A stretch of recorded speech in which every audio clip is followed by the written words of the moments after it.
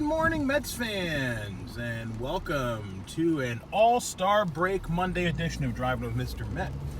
It was an All-Star week for me last week. I was out of the office all week. Hope everyone had a nice 4th of July and a good break for me as we all get ready to take a break from the Mets as the first half comes to an end. I'm not going to recap all the games that I missed. Obviously, it's been over a week since my last video, and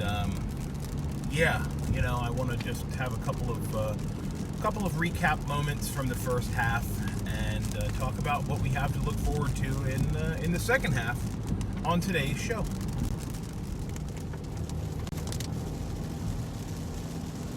It feels kind of weird to, first of all, to be back. It feels like it's been a lot longer than a week since I recorded a video. Didn't really go anywhere on my vacation. Kind of just hung out at home with the family and had a barbecue on the 4th with some friends and did some swimming and helped my brother move and did a couple of other things around the house, but nothing major. Just enjoyed some time out of the office. We did get to watch Stranger Things Season 3, which was fun. But anyhow, this is not about any of that stuff, and no one cares what I did while I was away. Let's talk about the Mets. So, honestly, don't remember what the last series was that I talked about and I covered on the show. I think it was actually the beginning part of the Braves series. I think, I'm not sure, but I think that's what it was. And, as we all know, the Mets had not finished the first half where they wanted to, where we wanted them to as fans. And they're looking to correct that in the second half. Now, it's not an even second half, right? The Mets are 40 and 50 as the All-Star break hit after the close of the game yesterday. And so that leaves less than 50% of the baseball season to go. And the problem there is that the Mets need to play at a really, really high level between now and the end of the year. So with 90 games played, that's 162 minus 90, that's 72 games left the Mets have. And they need to play well above, close to 666 baseball. They basically have to win every series from here on out to even get into the conversation for the division or for the second wild card or the wild card, either of them. And so that's going to require them to be 50 and 20, 25, 50 and 22, something like that. It's really tough, right? It's going to be really hard for the Mets to get where they want to go. And look, you can't blame anybody but the bullpen. We've been over this ad nauseum. I tweeted over the weekend something that I had read, something that my friend Mike Cohen sent me, and it was a stat about the Mets bullpen. And I'm going to get the numbers wrong, but it was 22 blown saves that the Mets bullpen have so far this year. Now, the misleading part to that, before I get to the rest of it, is that, yes, they did blow 22 saves, but they came back to win 7 of those games, as I went on to find out. So that number is just a little bit misleading. But so let's just say it's 15 blown saves that led to losses. Let's look at it that way. If the Mets win half of those games, it's a 7-game swing. 7 or 8 game swing. So, instead of being 40 and 50, they're 47 and 43 or 48 and 42. And that puts them square in the hunt for the wild card and the division, honestly. So, because a lot of those games were against the Braves, if you look back and think about it. And the Phillies, too. A lot of important games that the Mets just weren't able to take advantage of because their bullpen was and is a complete shit show. So, the story for me for the first half is and remains the Mets bullpen and just how god-awful it has been. And the point of that tweet that I sent out was that everyone's blaming Brodie Van Wagenen for building this awful team. And that's easy to say in hindsight because we now know that Edwin Diaz is not an elite closer, at least not right now, right? Everybody knows that now. It's really easy to criticize that trade when Edwin Diaz is playing like Armando Benitez, not even, like Braden Looper, like Frank Francisco, really bad. No one also could have projected that Robinson Cano would have taken this far and drastic a drop off the cliff. So again, it's easy to criticize those moves, knowing what we know now, half a season past, those moves being executed. But you can't blame Brody for building this terrible team.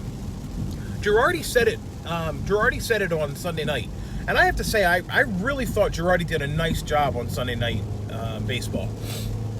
Or wait, was it Saturday? No, sorry, I'm wrong. It was Saturday night. My days are all messed up because I've been out of the office for so long. It was Saturday night. Or Saturday afternoon. It's a Fox game, I think. Now I'm getting completely confused. It doesn't matter. Girardi was the broadcaster one of the days of the weekend, and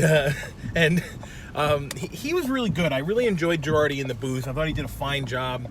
But I mean, he's the one sort of saying after the game. The New York Post interviewed him and talked to him about how he's feeling and what he wants to do, and he of course says that he wants to manage. He's waiting for that call and whatever. But in that same article that I read, Girardi said something like, no one thought this bullpen would be this bad. He said, Edwin Diaz, no one would have guessed this. Familia, he's been good. No one would have guessed this. Justin Wilson, he's been good. No one would have guessed this. Seth Lugo, he's been really good. No one would have guessed this. And again, it just goes back to everybody shitting on Brody for building this team.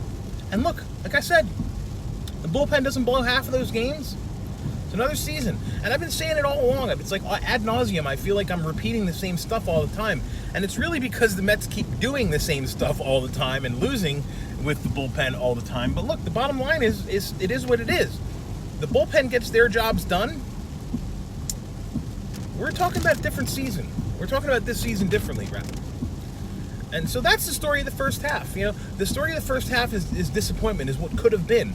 Because while there were some of those negatives, we have to look at the positives, the overwhelming positives that have come out of this first half. Pete Alonso, 30 home runs, hit his 30th yesterday.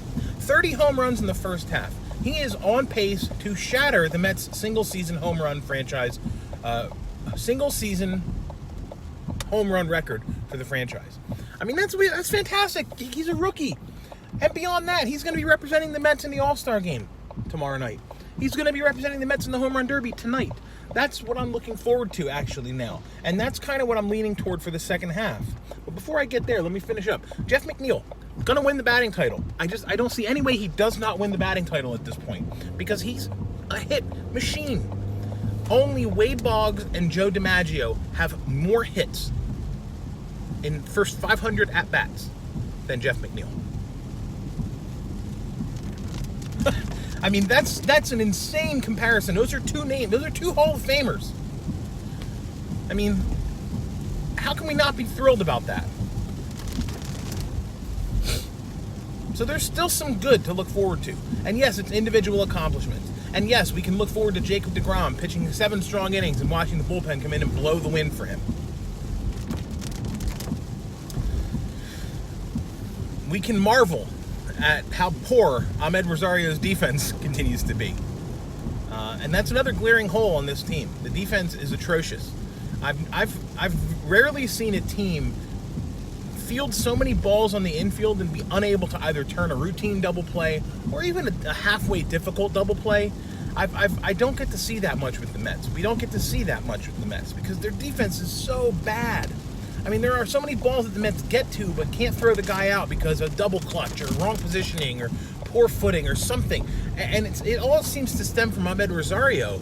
But, dude, I mean, the whole Mets team is just awful defensively. Could be because they're playing guys out of position, perhaps. I'm going to blame Brody for that, perhaps. But it isn't like Sandy Alderson hasn't done that or hadn't done that with the team since he took over, for the 8 years prior. So, the defense is atrocious. We have that to look forward to in the second half. Maybe the defense will get better. Maybe the bullpen will get better, because the other thing I've been saying all along is that this bullpen is talented, and they have to correct this themselves. And they can. And if they do, and if the Mets offense continues to play at the level that they've started this season at and throughout the first half, then it's very possible that the Mets do have a very good second half and might sneak into the conversation for the wild card. Am I crazy? Yes. No question about it. Am I giving up on the season? No, because I don't know how to. I don't know how to give up on the season. I've never given up on a season. I've never stopped watching. I've always been invested in the team no matter what. I'm not suggesting that other people who don't do that aren't real fans. I'm not going to do that, but I can't do it. I can't not watch. Right? Even I said I watched Stranger Things season 3 with my kids this weekend, and I had the Mets game on my laptop the whole time on my Surface. I can't not watch. So, I'll be watching in the second half. I hope most of you will too, and I'm sure you will, because you got to be a diehard, and this is what being a diehard fan means. It means feasting with the team and starving with the team. And right now, my friends, we are starving. But the night is always darkest just before the dawn. What's going to happen at the trade deadline? That'll be fun to watch. What's going to happen in the home run derby tonight? That's going to be awfully fun to watch. My money's on Big Pete. I want to see the polar bear hit like 58 home runs. I want to see him hit the longest home run. I want to see what he does tonight in the home run derby. The first time I'm looking forward to watching the home run derby in a long, long, long time. And I have not watched it. I have not cared to watch it. I just don't like it. But Pete's in it, man, I'm watching. And I'll be watching the All-Star game too. But as for the rest of this week, so I am back in the office this week. I am going to record a couple of other videos. I'll probably do one tomorrow to talk about Pete's performance tonight in the All-Star Games Home Run Derby. I'll probably also record a video on Wednesday to talk about the All-Star Game itself. And then maybe I'll get to one on Friday to sort of kick off the second half of the season. And we'll see how that goes. So that's my plan for the week. I don't know how well I'll be able to stick to it, but we'll see. We'll see what happens. So I'm sorry for the time away. I'm glad to be back.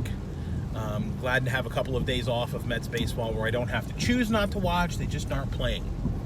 And until tomorrow, thanks for watching. Follow me on Twitter at Mr_Met. And as always, let's go Mets.